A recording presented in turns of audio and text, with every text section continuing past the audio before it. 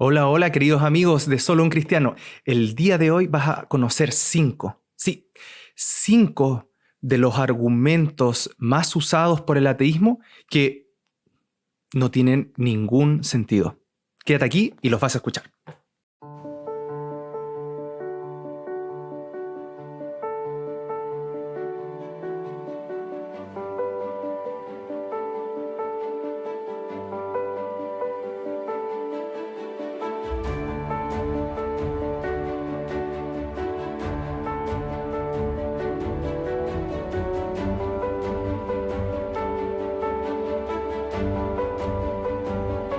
Con este video, en primer lugar, quiero dejar muy claro que no pretendo mostrar que todos los que son ateos son tontos o no piensan. Al contrario, he conocido muchas personas que son muy, por lo demás, de carácter amable, respetuoso y también muy inteligentes, que son ateos o son agnósticos, y que tienen muy buenos argumentos que, a pesar de que no esté de acuerdo y considero el cristianismo como la opción más razonable, sí considero que son argumentos bien construidos y que se le deben dar respuestas más elaboradas.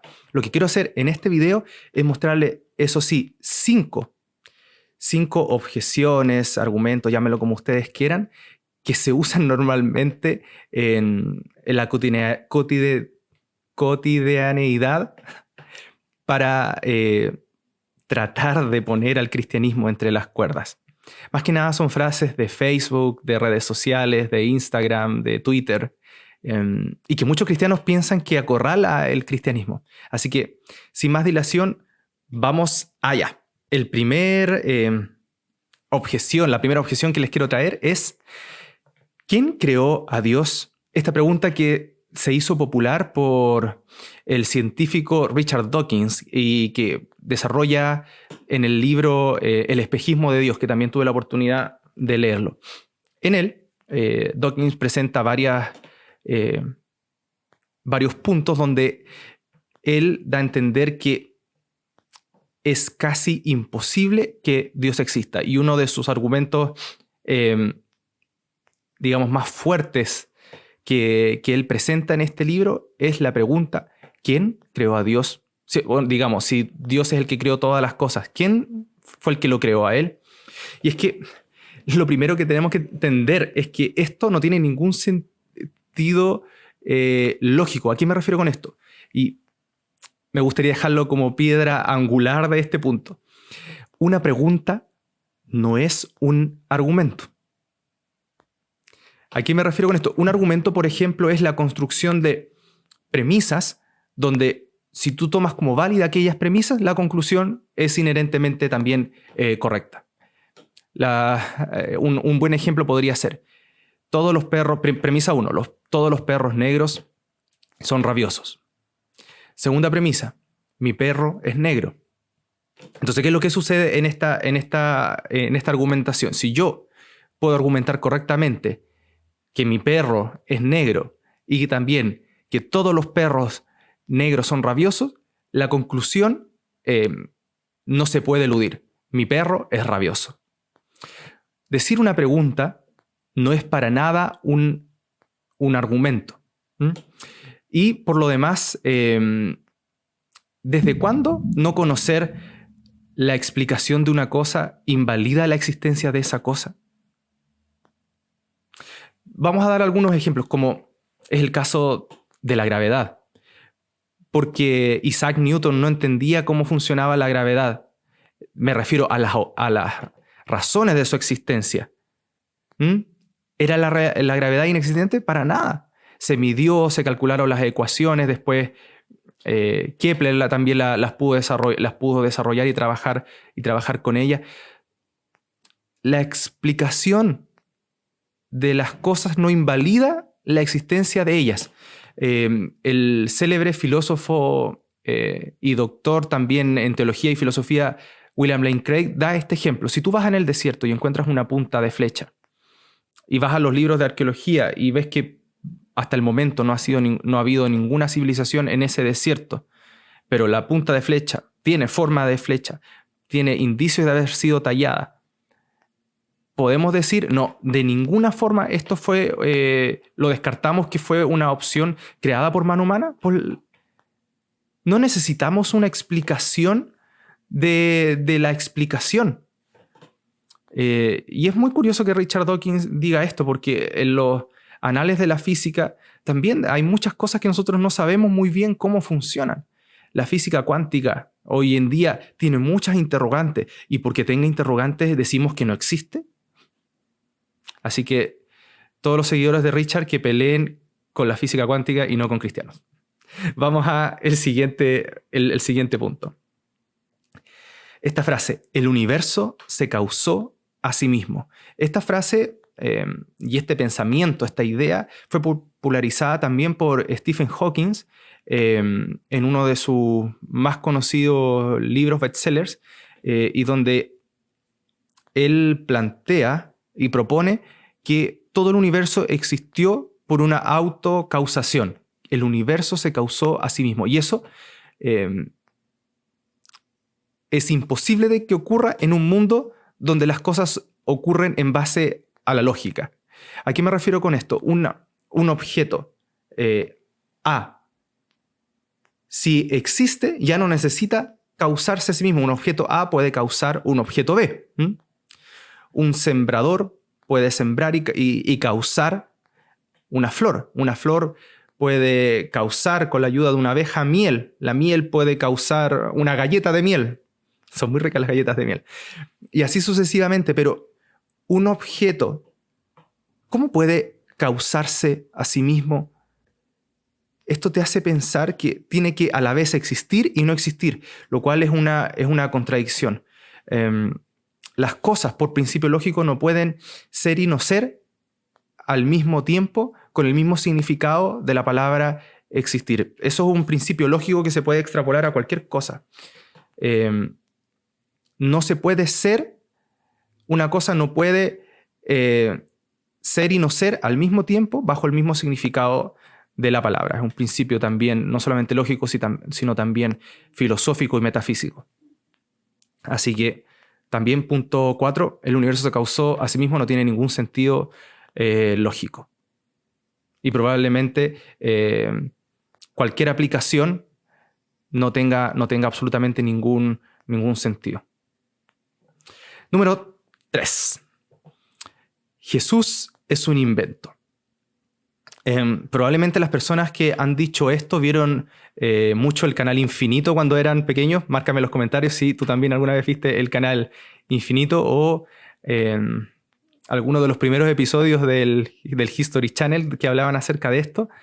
Pero la verdad es que académicamente es un argumento ultra refutado. Les podría dar una lista de un montón, una gran cantidad de académicos cristianos y no cristianos que dicen de manera a veces suave y no tan suave que es una estupidez, temas los más controversiales y algunos que mejor dejen de hacerlo, pensar que el Jesús histórico no existió. Hay demasiada evidencia histórica. Busca, incluso siendo Wikipedia no la fuente más confiada, googlea Jesús en Wikipedia y te van a salir un montón de citas y esta discusión que ya está completamente zanjada. El Jesús histórico sí existió.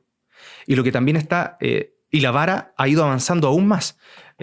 Dos de los hechos, por ejemplo, que también están muy históricamente respaldados, son el bautismo y también la muerte de Jesús en la cruz. ¿Dónde está la vara? ¿Dónde está, digamos, el estado del arte ahora, en estos momentos?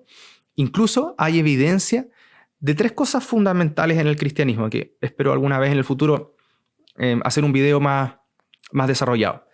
Que la tumba de Jesús fue encontrada vacía, de que hubo una gran cantidad de testigos que justifican la aparición post-mortem de Jesús y el inicio del cristianismo. Ante estos 3 hallazgos históricos, hay diferentes teorías. Que el cuerpo de Jesús fue robado de la tumba, que hubo en alguna especie de conspiración, que Jesús sobrevivió a la crucifixión y aguantó hasta el domingo que se le removió la piedra y él pudo escapar. Incluso de que hubo una alucinación colectiva y que Jesús realmente murió, pero que cientos y cientos de personas que están registradas que vieron a este Jesús tuvieron una alucinación colectiva. Y una cuarta teoría, que es la que yo sostengo como más razonable, es que Jesús resucitó. Usted me puede decir, pero eso es algo que nunca sucede. Y porque es algo que nunca haya sucedido antes o que sea raro de ver, ¿lo hace menos verídico? Te voy a dar solamente 2 ejemplos aquí para continuar. Einstein, cuando añadió la constante cosmológica a una de sus ecuaciones, la añadió porque para lo que le mostraba esa ecuación era que el universo estaba en constante expansión. Y él, suponiendo que el universo estaba estático, añadió esta constante.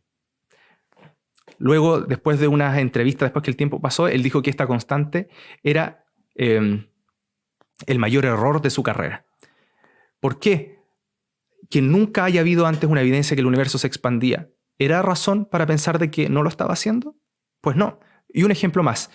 Busca el ejemplo del experimento de Thomas Young, este científico que hizo el famoso experimento de la doble rendija. Si tú lo buscas, te vas a dar cuenta que llegó a entender que habían partículas que podían tener un comportamiento dual, tanto comportarse como partícula granular y también como onda. ¿Y sabes lo que él pensó? Que el experimento estaba mal hecho, que los laboratoristas del laboratorio de al lado le estaban boicoteando el experimento. ¿Cómo podía ser que observar un experimento cambiaba el resultado? Y la respuesta que nosotros sabemos hoy día es que sí, eso sucede. Pero el prejuicio de no haber visto nunca antes algo como eso lo hizo pensar de que era imposible de que sucediera. Porque las resurrecciones no sean algo común, ¿hace imposible la hipótesis de la resurrección? Un poco para pensar para el siguiente video. Vamos, argumento número 2. ¿Dios puede crear una piedra tan pesada que Él no pueda levantar? ¿Qué piensas acerca de eso? Esta quizá yo diría que es la peor de este ranking, este top 5 que les traigo, y creo que es una de las más usadas, tratando de boicotear el hecho de que Dios sea todopoderoso y además que es incluso muy usada en el ambiente universitario. Hay jóvenes que dicen y se sienten contra la pared contra este argumento, y es que el problema de esto no es el problema de Dios, sino que el problema es el de la pregunta. Están pidiendo, por un lado, algo que es lógicamente imposible y están tergiversando la definición de todopoderoso. Ser todopoderoso significa tener la potencialidad, la capacidad de hacer todo lo que es metafísicamente posible, todo lo que es posible de hacer. Y lo que se está pidiendo acá es una imposibilidad lógica. Quizás este ejemplo te ayude un poco más. Es como pedir hacer un círculo cuadrado. ¿Cómo puedes hacer un círculo cuadrado? Te das cuenta que no tiene que ver con la incapacidad del ser, tiene que ver con la incapacidad de la existencia del objeto que se está llamando a ser creado. O, si no te convence el círculo cuadrado, piensa en un soltero casado. Entonces, el problema no está en la definición de todopoderoso, sino que está en solicitar algo que no tiene una lógica.